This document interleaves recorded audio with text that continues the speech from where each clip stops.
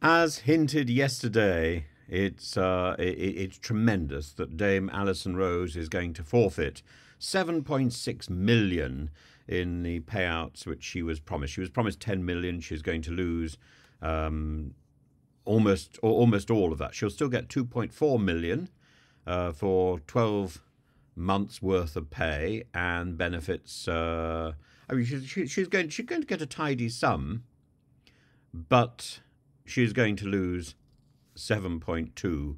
So the bulk of the sum that she was going to be paid out for quitting the NHS, NatWest, there's a Freudian slip there, is going to be removed. Though the NatWest say that there's no finding of misconduct against her. Well, of course there's a finding of misconduct against her. She was garrulous. She couldn't keep her mouth shut.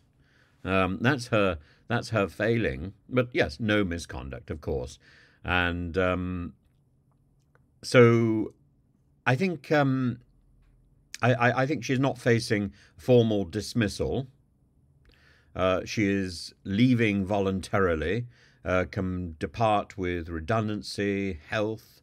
What other things she could easily find herself doing something else. Maybe she could become a government advisor, but at the same time she is leaving under some sort of financial cloud, and we wait to see whether Peter Flavel, who was the boss of Coots, who also quit over the row, will also face some sort of financial penalty.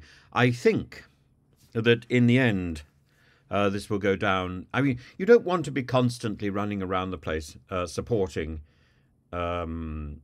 people like Farage, but in those places where Farage has been wrongly treated, we should stand up for him in the same way as we should stand up for Tommy Robinson when he is wrongly treated. It doesn't matter whether we like or dislike somebody. In fact, I am so tired of this tribal obsession, particularly on the internet, on things like YouTube and Instagram and TikTok and Twitter.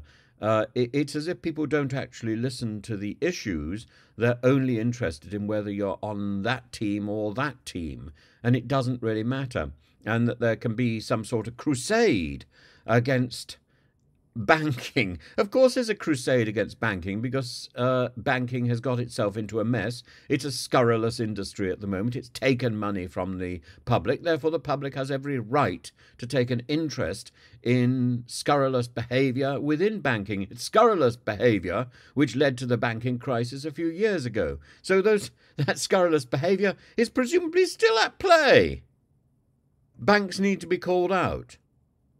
And I think banks are only too quick to take our money when they think that we have transgressed, and yet when they transgress or when they do things that are late or foolish, they expect to get away with an apology. No, the only language banks understand is money, and we should respond in kind. And if bankers expect to have a large payout after they leave because of stupidity or willful negligence or duplicity, then they should seriously have another thing coming. If they wish to penalise us for the same reasons, stupidity, ignorance, or indeed deceit, then they should face the same consequences, and it should be financial. Of course it should. I'm delighted to hear this news.